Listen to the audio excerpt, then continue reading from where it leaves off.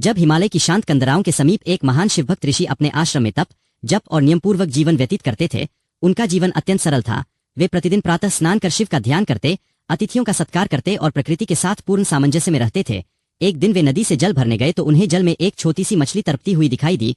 उस मछली ने मानो मानवीय करुणा से उन्हें निहारते हुए रक्षा की याचना की। ऋषि का हृदय दया से भर गया और उन्होंने उस मछली को अपने कमंडलू में रख लिया, यह सोचकर कि थोड़े समय बाद उसे पुनः नदी में छोड़ देंगे।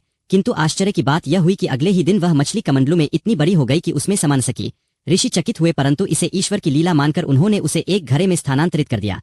पर मछली वहां भी निरंतर बढ़ती गई। कुछ ही दिनों में वह घड़ा भी छोटा पड़ गया। तब ऋषि ने उसे एक बड़े जलकुंड में रखा, किंतु वहां भी वही चमत्कार हुआ। मछली की वृद्धि रुकने का नाम ही नहीं ले रही थी। आश्रम के सभी शिष्य विस्मय में पड़ गए। यह साधारण मछली नहीं थी, उसमें दिव्य तेज था। उसकी आंखों में गहन शांति और रेहे से झलकता था।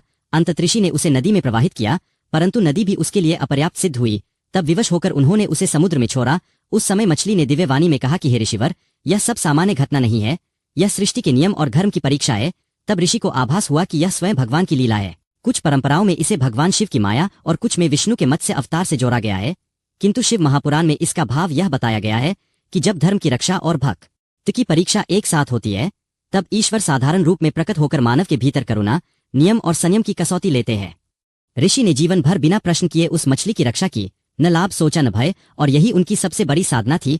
अंत में जब सत्य प्रकट हुआ तो ऋषि को यह शिक्षा मिली कि जो जीव हमारे जीवन में अचानक प्रवेश करता है, वह कभी कभी हमारे कर्मों का विस्तार होता है। जैसे मछली का बढ़ना ऋषि के भीतर बढ़ते धर्म, करुणा और उत्तरदायित्व का प्रतीक था। कथा बताती है कि शिव केवल कैलाश में नहीं बल्कि करुणा, अनुशासन और सत्यनिष्ठा में वास करते हैं। और जब भक्त बिना स्वार्थ के नियम का पालन करता है, तब सामान्य घटना भी दिव्य